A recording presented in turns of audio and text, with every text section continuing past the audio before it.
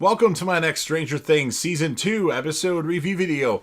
Before I get into that though, pretty important, if you aren't caught up to the point where I am in rewatching or watching Stranger Things, or you're just not entirely sure, then you definitely need to take the initiative and pay attention to the episode's title, which of course I'll mention as well as put in the description. If that happens to be the case, if you're not caught up, it would be my recommendation that you don't watch this detailed review any further to avoid any potential spoilers. And full disclosure, thus far, I've seen every single episode of Stranger Things that has aired. Looking forward to the fifth and final season of Stranger Things whenever that decides to come out. I'm hearing November, but that has yet to be confirmed. And I'm guessing once it does come out that they'll stop it halfway through and then push it into 2026. So far, Stranger Things, it fires on all cylinders. It's definitely in my top 20 favorite TV shows of all time. Hell, it might even be in the top 10. I'm not exactly sure where it places, but doing this rewatch and these detailed reviews will help me determine where that is when I do my next favorite TV shows of all time ranking. But with all that said, this will be Stranger Things Season 2, Episode 5.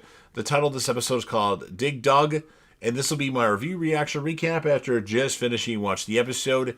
We start with Joyce Byers, and she's finishing putting together her son's maze of drawings. Will explains to Mike that he can see everything the shadow monster is doing, both in the Upside Down and in Hawkins. He expresses fear over this, but Mike states that it may be a good thing, as now Will can be their spy against the shadow monster.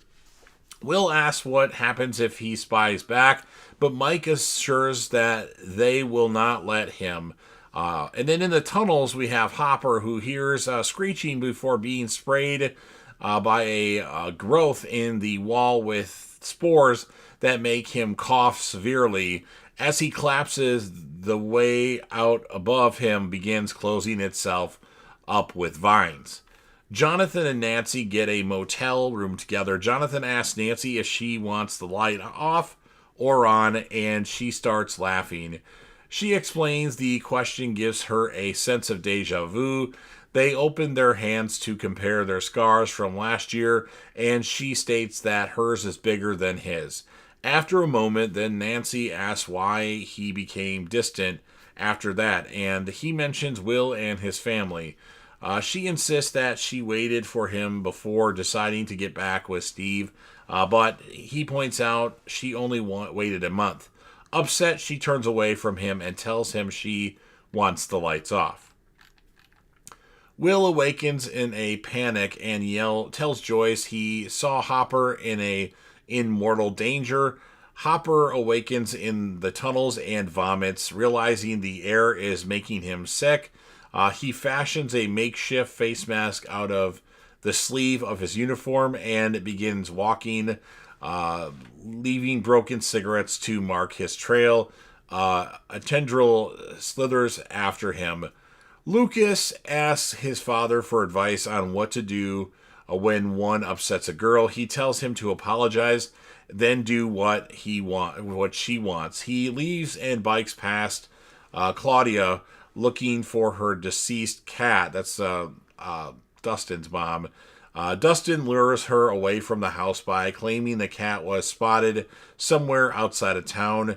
When she leaves, Dustin armors himself in hockey gear and leaves a trail of bologna slices that lead to his storm cellar. He opens the door to his room where he has locked D'Artagnan or Dart inside and hides in the shed in his yard. Dustin hits Dart into the cellar with a hockey stick when he takes the bait and locks him inside.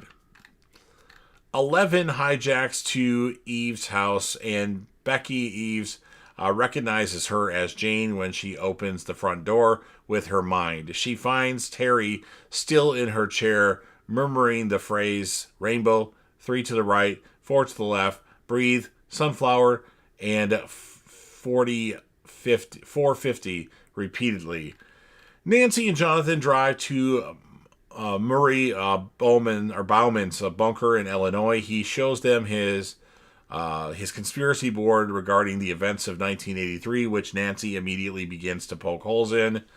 Lucas bribes Keith to label the Palace Arcade Dig Dug machine as out of order so he can get Max alone in the back office. He promises to tell her the truth about what happened the previous year, but only if she accepts the risks of the knowledge that comes with it, which she sarcastically does.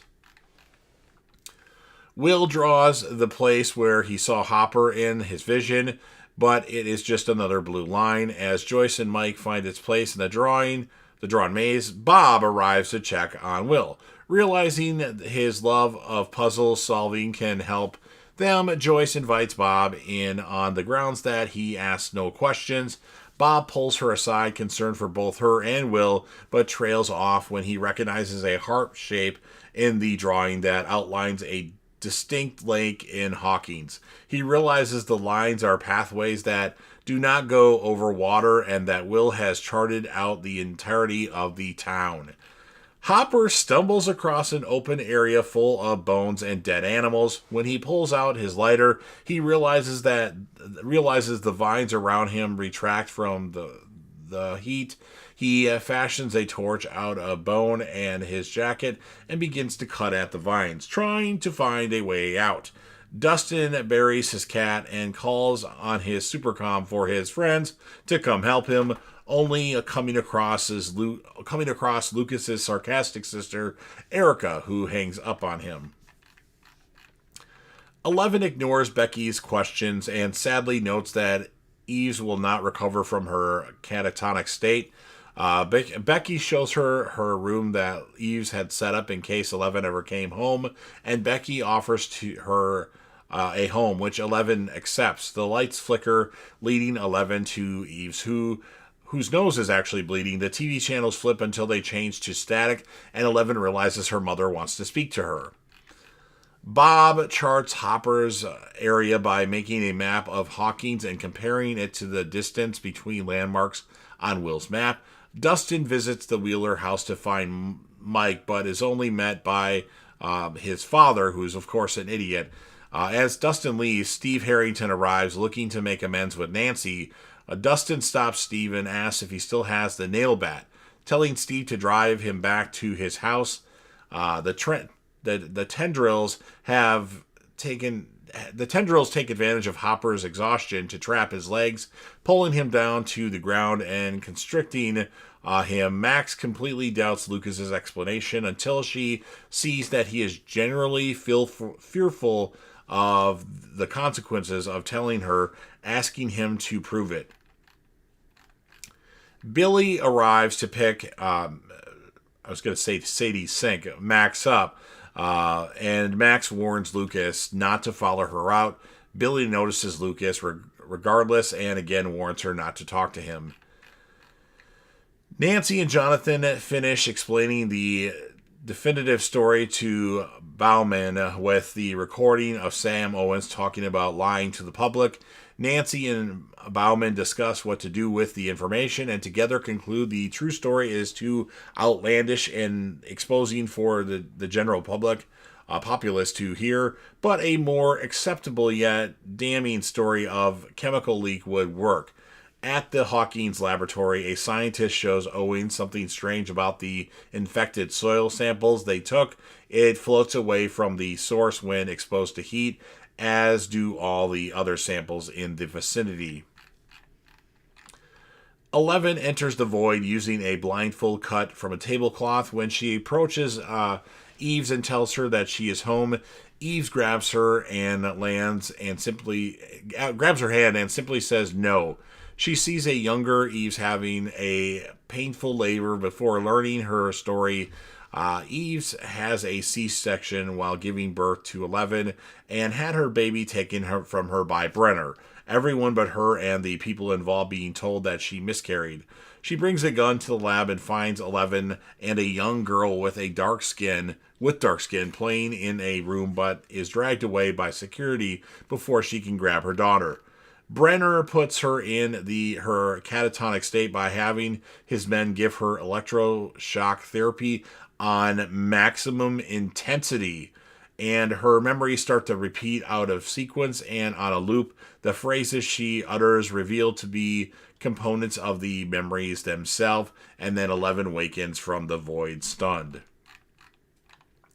Joyce, Bob, Mike, and Will drive out to the spot Bob marked, and Will receives more visions of Hopper as they get closer. His directions lead them to Hopper's car and dig site. Joyce gets the vines to move by hitting them with a shovel, and she and Bob descend into the tunnels. They follow Hopper's cigarette trail and find him being choked by the tendrils. Joyce cuts him free just as the lab soldiers in hazmat suits arrive to guide them out. As they torch the vines, Will suddenly screams and begins convulsing, and that's what ends this episode of Stranger Things. So really good episode. Liked it a lot. I'm going to give the episode an 8.6 out of 10. And my character of the episode, the main spotlight character, is going to be Bob. I really like Bob as a character. Unfortunately, he doesn't last long. Spoiler alert. And I'll give the secondary character of the episode to Dustin. A lot of people did good in this episode. It's kind of like a eeny, meeny, miny, mo sort of thing, but Bob and Dustin. So you've heard everything that I have to say. Now it's your turn. If you're a fan of Stranger Things and you want to help me out with the YouTube algorithm, please make sure that you Hulk smash the like button. Otherwise, I'll put you down in the upside down. Share the video with a friend. Put this video on any one of your social media platforms. Don't forget to sound off in the comment section about what your thoughts are on this episode of Stranger Things. What would you rate the episode? Who would you choose as characters of the episode? You can do as many as you want. And then last but certainly not least, don't forget to hit that sub button. You're watching the video anyway. Subscribe to the channel. Help me get over 100,000 subscribers. Join the team, share your damn support, and be a part of something special. And you never know what you're going to see on JDev TV.